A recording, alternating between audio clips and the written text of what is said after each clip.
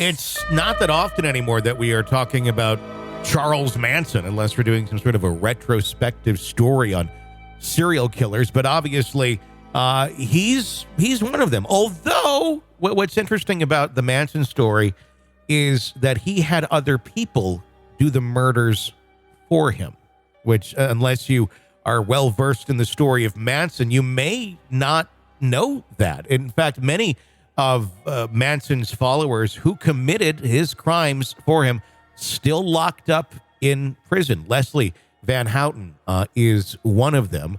And in a striking decision that overturns a previous refusal by Governor Gavin Newsom, the California Appeals Court has suggested the release on parole of Leslie Van Houten, who was implicated in 2 gruesome murders orchestrated by the notorious cult leader Charles Manson over half a century ago.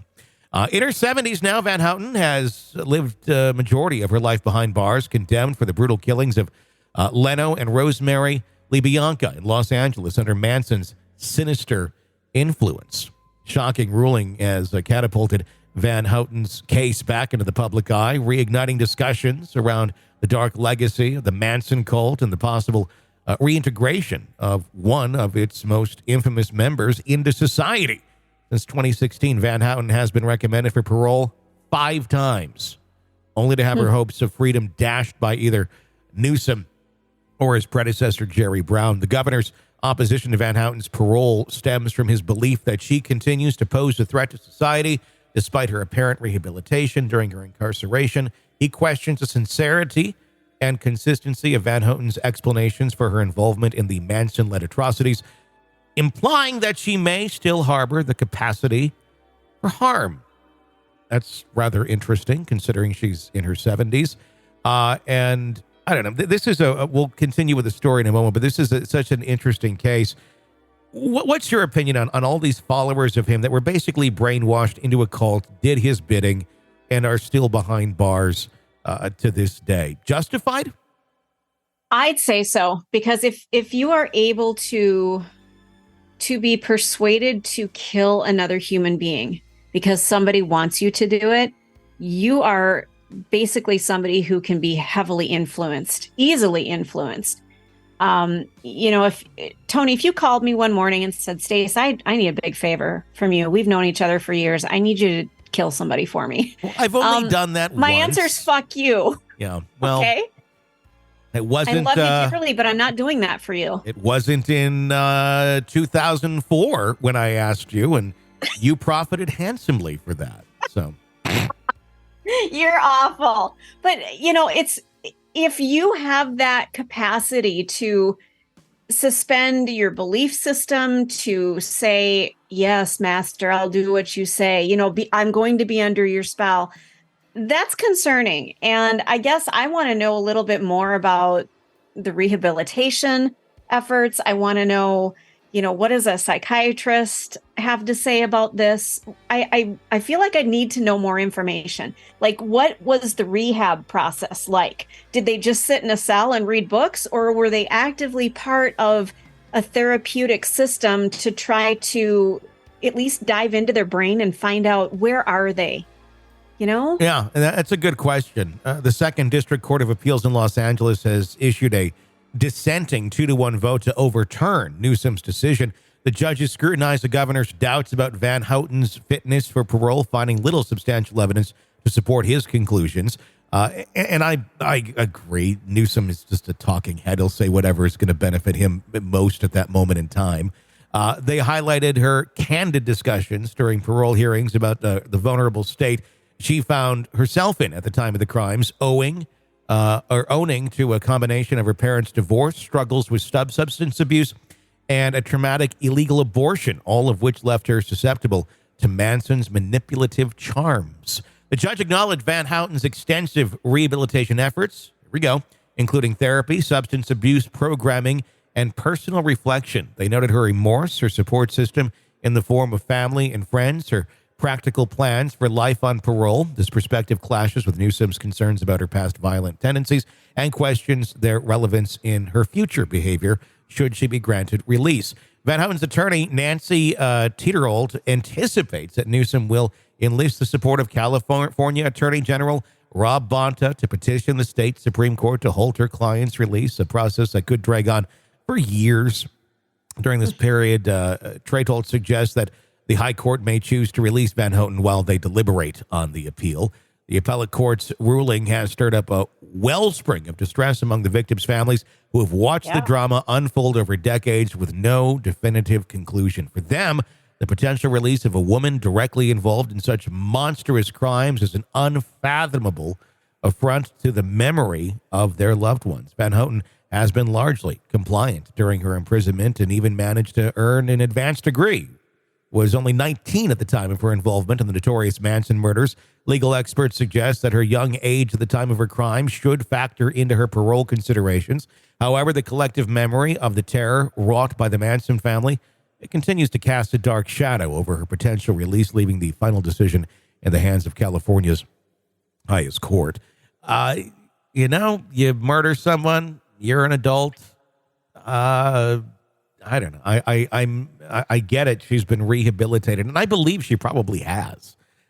She was very much a victim of abuse and horrible behavior, and then she fell prey to someone like Manson.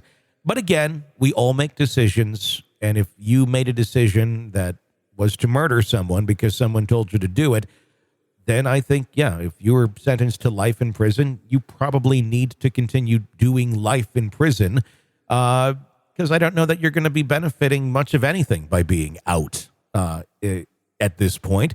Continue doing your work. Continue helping others from behind bars. I applaud her for changing her life and finding a path that kept her productive and active. But again, she killed somebody. Good deeds after the fact of killing somebody don't necessarily negate that. Well, and I want to know, what is the process to keep tabs on her? Is she going to be like at a halfway house? Is she just like, they open the doors and she goes running out? Is she going to have an ankle bracelet? Well, I kind of want to know, because she's somebody who did some really bad shit. I understand she's in her 70s, but ugh. They're going to drop her off on Cielo Drive and say, pick up where you left off. Well, that reminds me, there's somebody, I think I saw it in one of our local papers, Stevens Point, Wisconsin, which isn't too far from me. You're familiar with the area. They released somebody from jail, I believe on parole, to be homeless. The person does not have a place to go, and they still release them. Oh, sure. And location, and I believe they were a sex offender, if I'm correct. No. Location was homeless, was their address. And I'm like, are you effing kidding me? Well, that's not okay. That's pretty normal, I think. Some people have places to go. Some people don't when they get out. But when they get out, they get out. It's not the responsibility of the state at a certain point then to just keep you behind bars because you have no place to stay. Yeah, and I that makes perfect sense. But in my brain, when I read that, it felt really wrong to me. It felt just like a betrayal of the community and of that person. I feel like, yes, they did their time. And if it's time for them to leave, they have to leave the prison system. Yeah. But where do they go from there if they don't have a home? A bridge? The same situation that thousands, if not millions of Americans find themselves in every day with our homeless epidemic. Into those sort of communities. And if he's a sex offender, I wonder how long till he reoffends. Well, and that's the thing. I mean, but the sad part is does somebody get out, go, hell, I'm in Wisconsin. It's going to be winter soon. And it's just easier for me to diddle some kid and get put back behind bars. So I have, three meals and a cot. That would be the fear with things like that. And there's a lot of criminals, I think, that do just continue to offend because life is better easier there. If you're not doing, maximum security type time, than on the outside in some cases. In some cases, there's plenty going to be like, that's not true. But for some it is, quite honestly. But it probably just depends. But that sort of thing happens every single day. Humane, no. But how the system works, yes. I mean, the same reason we've talked about it before. We don't have state mental hospitals anymore. We let everyone there out, and now they wander, and it's created and certainly fed into the homeless problems that we have. But people that really need some sort of help, we don't offer it by the state anymore unless it's to put someone away for a serious offense or something happened and they need to be held away from society. But even then, there's many, many paths to get out if it's not a criminal type offense. We don't offer those sort of services anymore.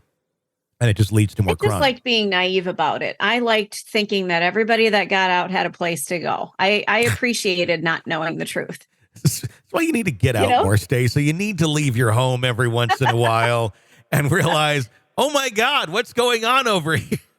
Yeah, you're right. 100%. But I mean, I remember